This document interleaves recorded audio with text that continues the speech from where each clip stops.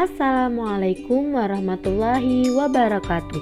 Halo sahabat PPG, perkenalkan nama saya Wiji Rahayu, mahasiswa PPG Prajabatan Gelombang 1 tahun 2023 Universitas Jember Prodi IPA. Di sini saya akan memaparkan kampanye praktik baik dalam memenuhi tugas ujian akhir semester 1 Perspektif Sosiokultural dalam Pendidikan Indonesia yang berjudul Penerapan Zone of Proximal Development atau bisa disingkat dengan ZPD melalui model PBL berbasis scaffolding pada materi listrik statis.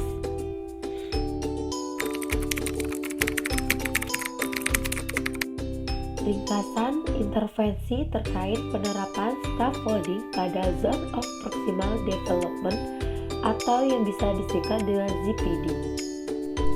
Yang pertama, ada pengertian ZPD, di mana Vygotsky menyatakan bahwa pembelajaran terjadi apabila peserta didik bekerja atau belajar menangani tugas-tugas yang belum dipelajari.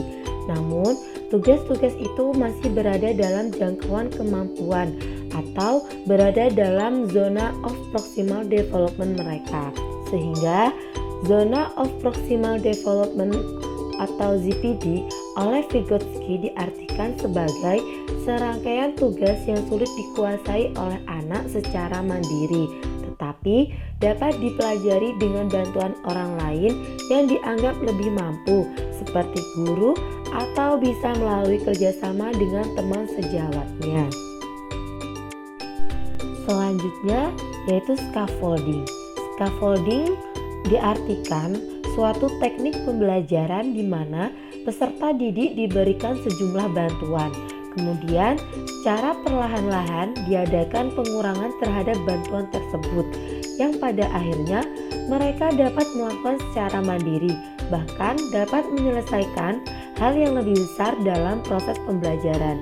Hal ini berarti metode scaffolding adalah pemberian bantuan kepada anak selama tahap-tahap awal perkembangannya dan mengurangi bantuan tersebut dan memberikan kesempatan kepada anak untuk mengambil alih tanggung jawab yang semakin besar setelah anak dapat melakukannya. Kemudian, apa itu PBL? PBL kepanjangan dari Problem Based Learning. Dapat diartikan sebagai rangkaian aktivitas pembelajaran yang menekankan kepada proses penyelesaian masalah yang dihadapi secara ilmiah. PBL merupakan model yang efektif untuk pengajaran proses berpikir. Pembelajaran ini membantu peserta didik untuk memproses informasi yang sudah jadi dalam benaknya dan menyusun pengetahuan mereka sendiri tentang dunia sosial dan sekitarnya. Di sini terdapat 3 ciri utama dari PBL, yaitu yang pertama, PBL merupakan rangkaian aktivitas pembelajaran. Artinya, dalam implementasi PBL ada sejumlah kegiatan yang harus dilakukan peserta didik. PBL tidak mengharapkan peserta didik hanya sekedar mendengarkan, mencatat, kemudian menghafal materi pelajaran. Akan tetapi, melalui PBL peserta didik dapat aktif berpikir, berkomunikasi, mencari dan mengolah data, dan akhirnya dapat menyimpulkan dengan sendirinya. Kedua, aktivitas pembelajaran diarahkan untuk menyelesaikan masalah. PBL menempatkan masalah sebagai kata kunci dari proses pembelajaran. Artinya, tanpa masalah maka tidak mungkin ada proses pembelajaran. Ketiga, pemecahan masalah dilakukan dengan menggunakan pendekatan berpikir secara ilmiah. Penerapan scaffolding kali ini dilakukan di kelas 9F pada materi listrik statis dengan menggunakan model Problem Based Learning atau yang biasa disebut dengan PBL. Selanjutnya, aktivitas scaffolding. Aktivitas scaffolding terdiri dari 5 tahap.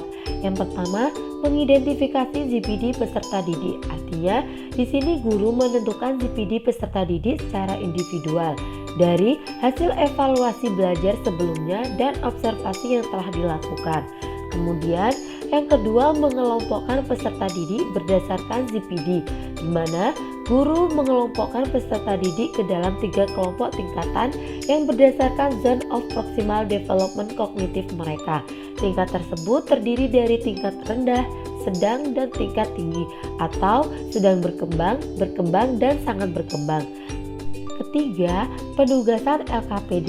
Di sini, guru merancang tugas dengan tujuan memberikan tantangan yang sesuai dengan tingkat kemampuan peserta didik dan mendorong peserta didik untuk memperoleh pengetahuan dan keterampilan baru melalui lembar kerja peserta didik. Keempat, memberikan scaffolding atau bantuan. Di sini, guru berperan sebagai fasilitator yang mana guru memberikan scaffolding pada peserta didik yang membutuhkan. Kemudian, scaffolding tersebut secara bertahap akan dikurangi seiring dengan perkembangan mereka. Dalam hal ini, guru hanya memonitor dan mendukung pembelajaran yang sedang dilakukan. Kegiatan yang kelima yaitu presentasi dan evaluasi. Kegiatan presentasi di sini, peserta didik diberi kesempatan untuk mempresentasikan hasil pekerjaan mereka di depan kelas dengan tujuan untuk mengembangkan keterampilan berkomunikasi, pemecahan masalah, dan pemahaman konsep yang diperoleh melalui pengerjaan LKPD. Kemudian, peserta didik yang lain akan memberikan tanggapan kepada kelompok yang presentasi, sehingga pembelajaran akan berpusat pada peserta didik. Kegiatan ini dilakukan dengan tetap diawasi dan dibimbing oleh guru. Kemudian kegiatan evaluasi di mana guru memeriksa dan menilai hasil pembelajaran yang telah dicapai serta mengevaluasi proses pembelajaran yang telah dilakukan. Berikut dokumentasi kegiatan penerapan scaffolding yang telah dilakukan dengan menggunakan PBL.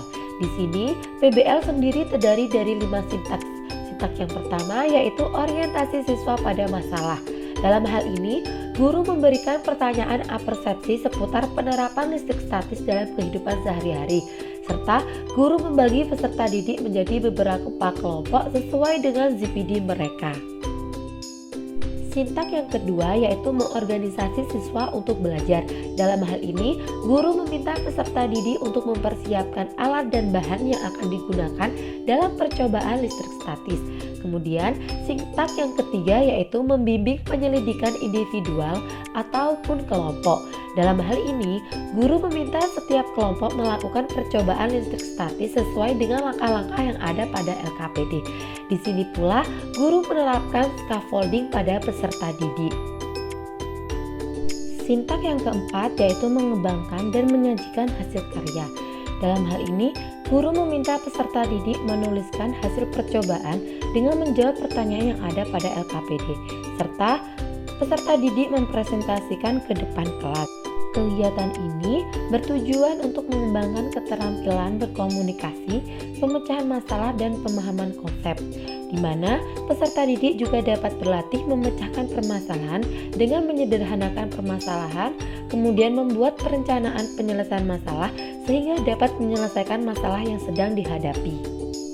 Dan sintak kelima yaitu menganalisis dan mengevaluasi proses pemecahan masalah. Dalam hal ini, guru meminta peserta didik mengkomunikasikan kesimpulan yang didapat dari percobaan listrik statis.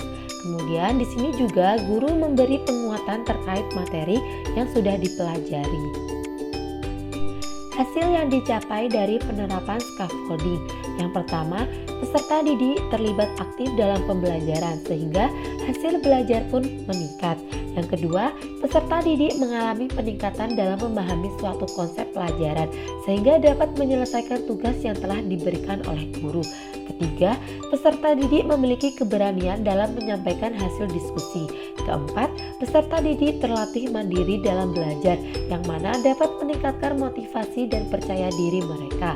Dan yang terakhir, peserta didik dapat mengembangkan rasa toleransi dan menghargai pendapat satu sama lain dari adanya interaksi dan diskusi dalam kelompok.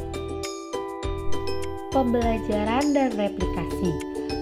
Penerapan scaffolding pada Zone of Proximal Development atau yang disingkat dengan ZPD sangat membantu peserta didik untuk belajar secara optimal. Dalam hal ini, guru yang turut aktif dan terlibat dalam mendukung kemajuan peserta didik dapat membuat peserta didik lebih aktif dan memiliki kemampuan berpikir kritis untuk menyelesaikan suatu permasalahan yang sedang mereka hadapi. Hal ini tentunya karena scaffolding dapat mengurangi kesulitan peserta didik dalam memahami pembelajaran, khususnya pelajaran IPA materi listrik statis. Oleh sebab itu, melalui penerapan scaffolding, peserta didik dapat mengembangkan kemampuannya hingga tercapai suatu tujuan dari pembelajaran yang telah dilakukan. Sekian kampanye praktik baik dalam memenuhi tugas ujian akhir semester 1 perspektif sosio-kultural dalam pendidikan Indonesia. Kurang lebihnya, mohon maaf yang sebesar-besarnya. Wassalamualaikum warahmatullahi wabarakatuh. Salam PPG.